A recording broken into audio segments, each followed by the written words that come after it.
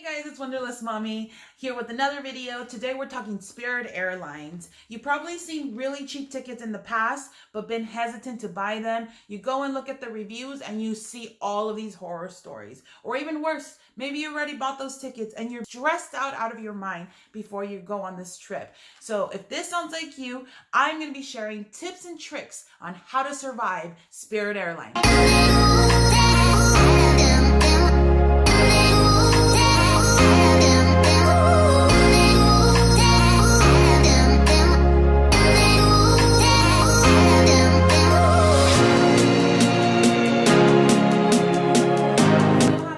Today. Again, it's Wonderless Mommy with another episode. And today I wanted to bring you this video because I've flown Spirit Airlines a lot. In the past, I used to live up north for about 4 years going to school. So I used to come back and forth all the time. Spirit was an airline that I would use. A lot of the times it was very short flights because it was only an hour between San Francisco to here or Sacramento to here. Now, on our last trip to Costa Rica, we did take Spirit, and that was probably the longest flight because we took from LAX to Fort Lauderdale, which was about 5 hours, and then Fort Lauderdale to Costa Rica, which was 2 hours, and it was a round trip. So that's why I'm bringing you this video today, because I want to tell you how to avoid all of those surcharges and have a more pleasant trip. That way you're stress-free right before your trip. If you are reading all of these negative reviews, a lot of the negative reviews are from people that maybe, number one, didn't do the research and looked at the fine print or had solutions to the dilemmas that they were going to encounter at the airport, which probably meant paying a lot more, even paying more than the ticket that they would have bought on United or American Airlines. Number two, things like flight delays or cancellations. Now, what I want to say with that is hit or miss. That can happen on any airline. And it has. However, Spirit Airlines does cancel more often than others when it comes to weather situations. So what I always say too is look at the times that you're flying throughout the year. If you're flying during winter, that's more of a probability that they would cancel that flight or delay it. Okay, without further ado, let's get into it. So number one, let you know of everything that Spirit Airlines charges you for. Now, they pretty much charge you for everything. And whatever you do not want, you do not have to pay for, obviously. So number one is they do charge you for checking in a bag. They even charge you for a carry-on. Carry-on is not free, unlike a lot of the other airlines.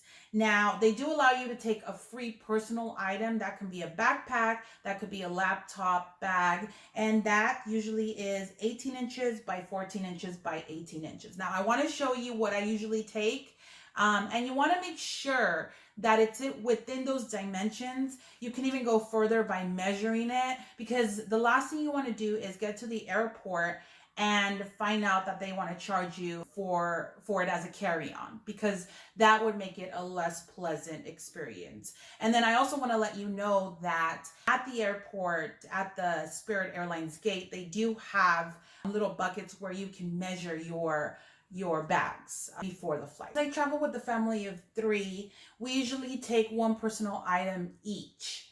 And depending on how long our trips are, we can fit everything into our personal items. Or, for example, on this last Costa Rica trip, what we did was we all took a personal item and then checked in a bag, paid for that, and we all put our stuff into that checked-in bag. That way we had a lot of more wiggle room and stuff. And it was still cheaper than any other American Airlines or United flight. Okay, so for my daughter, I usually take a backpack like this. And this is a pretty big backpack. You want to choose something that has multiple zippers on the side and things where you can put extra things.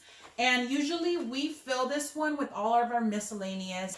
Okay, so for myself, I usually take this. Again, a lot of outside pockets. This allows me to separate everything. I usually take snacks and at least 3 pairs of clothing for each of us in my backpack. The reason being is because you never know if your bag is going to make it if you check it in. So this allows us to have at least 3 days full of clothing in case we're waiting for our bag in our destination.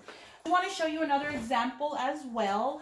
I don't usually take this, but when Penelope was a baby, I would take a diaper bag or a laptop bag. They're usually around the same size, and it has a lot of extra pockets that you can fit things, but this is another option.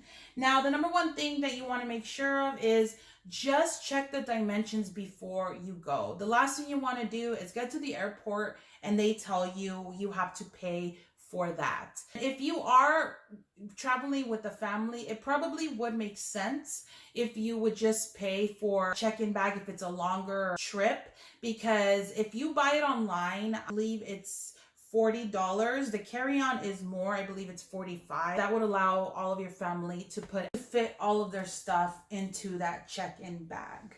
Okay, and then remember, if you don't want to pay for anything and avoid all of those costs, you can just take your personal item. Just layer up. Put on as many clothes as you can and layer up. They can't tell you to take your clothes off. Okay, so that's another thing that you can do. And then you can even take off some layers and then use that as your pillow, whatever. Just find a solution. Okay, so that brings me to my second charge, and that is actually checking in and getting your boarding pass. Now, believe it or not, Spirit does charge for this. They do charge you $10 each time. So considering that, if you are traveling with a family, if you have a layover, that can be pretty expensive. So a way to avoid this is to print out your own boarding pass and check in online before you get to the airport. Now, if you're at your destination and you cannot find a printer, ask the front desk to print it out for you. A lot of the times, if you do have the app, you can download it on your iPhone and Android. Once you get to that airport and you don't have Wi-Fi, it's pretty hard to show them. So just print out your boarding pass. That will avoid that fee. And then another thing I wanted to let you know too, if you want maximum savings and you live by the airport, you can even drive to that airport and you can ask the ticket counter if they have any cheaper flights, because I believe that they discount $20.99 each way if you buy your ticket at the airport and not online, because online they charge you for online fees. And then once you are at the airport, they have the little buckets where you can check if your bags fit. So it's killing two birds with one stone. That's if you live by an airport, okay? Number 3 is people always complaining or saying that they charge for your seats. And while this is true, you do not have to choose your seating.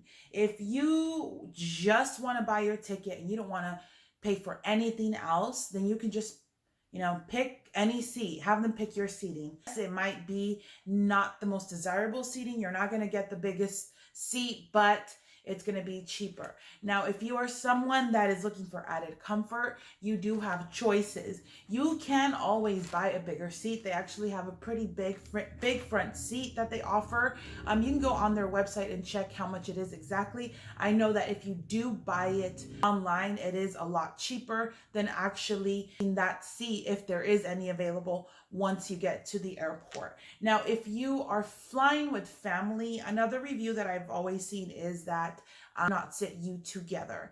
Now, this isn't always what happens or the scenario. I know I've flown with Spirit multiple times with my family, and every single time they have sat us together. Even the times when they have not sat us together, we've always gone up to the ticket agent and they've changed the seating arrangement. Nobody really wants to sit next to a 4-year-old if that's not their child. So absolutely, yes, they do charge for seating if you're gonna pick your seat.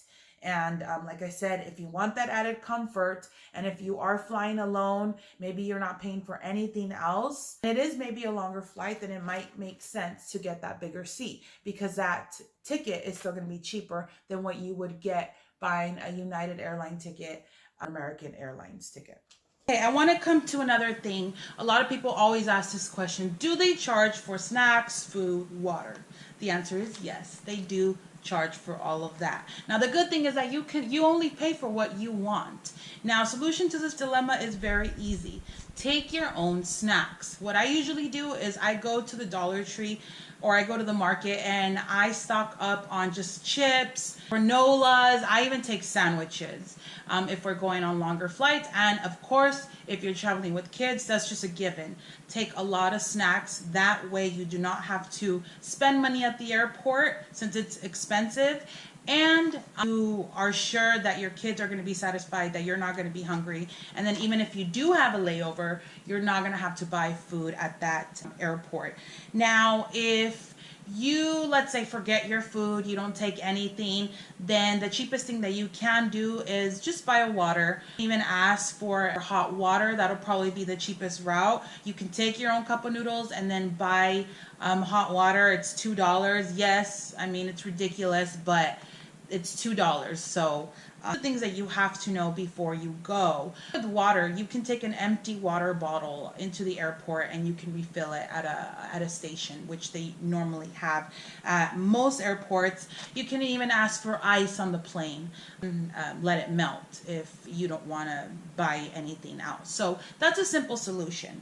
Another thing that people ask is, does the plane offer Wi-Fi? Can I even buy Wi-Fi? No, the answer is no. What you can do is take maybe a portable charger. That's not going to solve your problem of the Wi-Fi, but it will solve the problem of not having or chargers at your seat. So that can be a solution to the problem. With the Wi-Fi, you're just going to have to take the hit. What I do is I normally download movies or shows on my tablet, especially if I am taking my family. Hulu and Netflix normally have a feature where you can download an episode or download multiple episodes or movies, and it doesn't require Wi-Fi.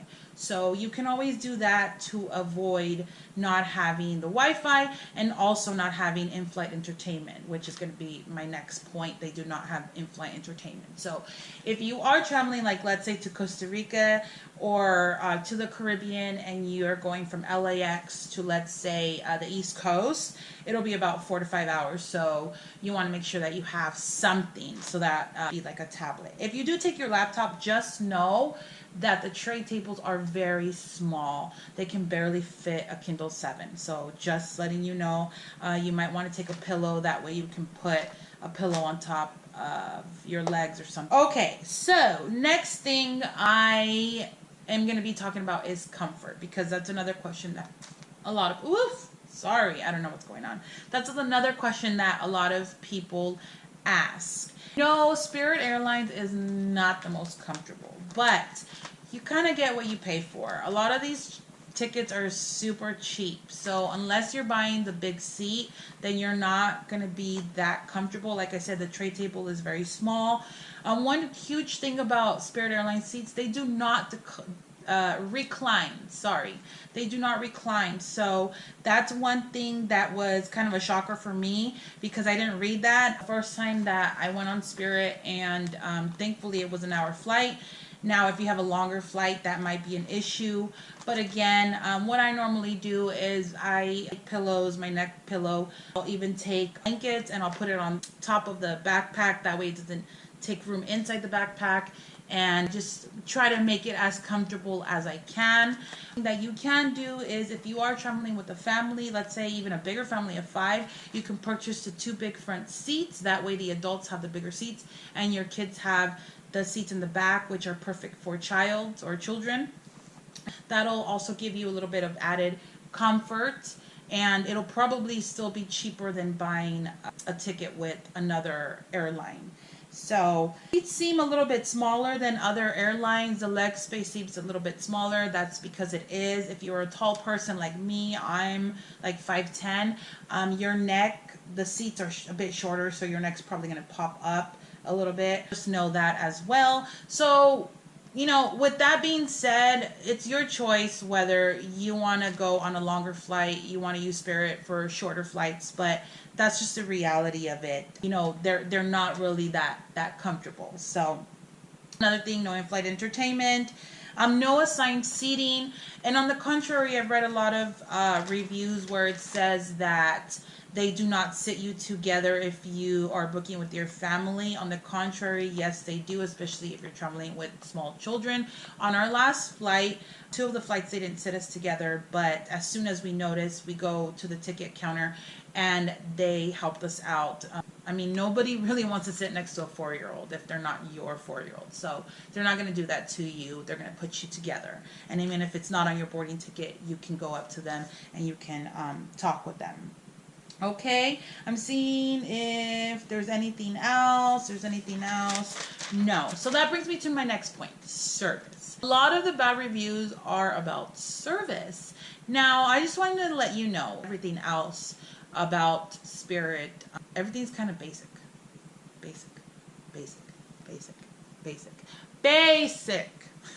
And that includes the service. So a lot of times they're understaffed and just indifferent. They're not there to put a happy smile on. They're not Disneyland.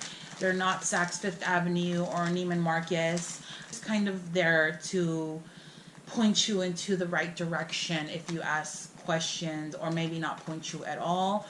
I never encountered any serious problems. I always say that you're never going to complain really that much about the service until something goes wrong. And when something does go wrong, you might not get as much help as other airlines. But again, you kind of get what you pay for. I'm not saying that they shouldn't have good customer service. I'm just saying that they're a bit indifferent. And at the end of the day, it just, it works out for everyone. They're not mean to you. They're not.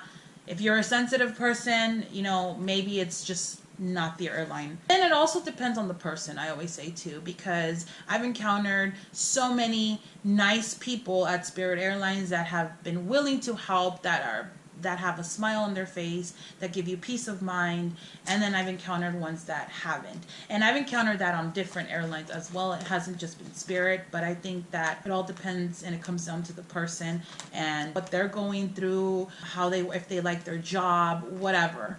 It just, a lot of cases depends on the person, okay? Another one is flight times. Now, this is one of the number one reasons why there's bad reviews on Spirit Airlines. And a lot of the times it's because people say, oh my God, my flight got delayed. My flight got canceled. They didn't reimburse me. They didn't do this. They didn't do that. Again, remember at the beginning of the video when I said that it depends also on the time of year that you travel. If you're traveling during winter season and going to the East Coast, you might encounter some cancellations, flight delays. It's never happened to me. The biggest issue that happened to me this last time that we went to Costa Rica, when we were coming back from Fort Lauderdale, it took us quite a while to get through customs. Again, that was, not necessarily Spirit's fault. They weren't the nicest about it. They weren't the friendliest about it, but we still made our flight. We were taxied for 2 hours because there was someone that had a medical issue. Again, not Spirit's, fault. And then we needed more gasoline because we were taxied. They did fix that problem. And I will say that any of the times that I have been delayed, for some reason, the pilot always gets us to our destination faster.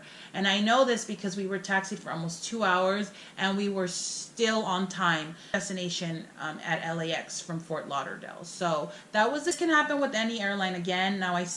Now looking at certain statistics, it happens a little bit more on Spirit. They're a little bit more willing to cancel the flight. If you are a very stressful person or you want more peace of mind, you can also utilize an app called flightaware.com, and that kind of shows you all the flights for delays and the average that the flight got canceled for the last month. So you can look at those charts and see, what's the probability of your flight getting delayed or canceled on the route that you're going to. I don't know. Some people like to look at charts and things like that. And that's pretty much it. I was looking at other little tips and tricks that I can give you, but I think I've given you a lot of tips and tricks. One last trick is a lot of people say don't fly red eyes because it's so uncomfortable, you're not going to be able to sleep. On the contrary, I like red eyes because I have found Spirit Airlines to be not as packed at night. So if it's not as packed, you might even be the lucky one to get a whole row by yourself, and that'll be a little bit more comfortable. So I hope this video has helped you. If you already bought your ticket on Spirit Airlines and are stressing out, I hope this gives you peace of mind. That way you can enjoy this time before you travel, and you can stress out about other things like packing. And you are thinking of flying with Spirit Airlines, I hope that this review gives you a little bit more oomph to go and buy those tickets and save yourself some money, and not give in to all of those negative reviews that you see online or on YouTube. Again, this was another episode of Wonderless Mommy. If you liked this video, please comment and subscribe. If you like this video, please comment down below. If you liked it, give it a like. What else is there to do? And if you like all my other videos, please subscribe. Like I told you in the last video, this is a baby channel, so I'm trying to grow this and put out more content for you guys. Send me all of the suggestions that you have. That way, if it's something that I can do. And other than that, go buy that ticket. Like Tony Montana said in Scarface, the world is yours. Bye, Wonderlust Mommy family. Until next time.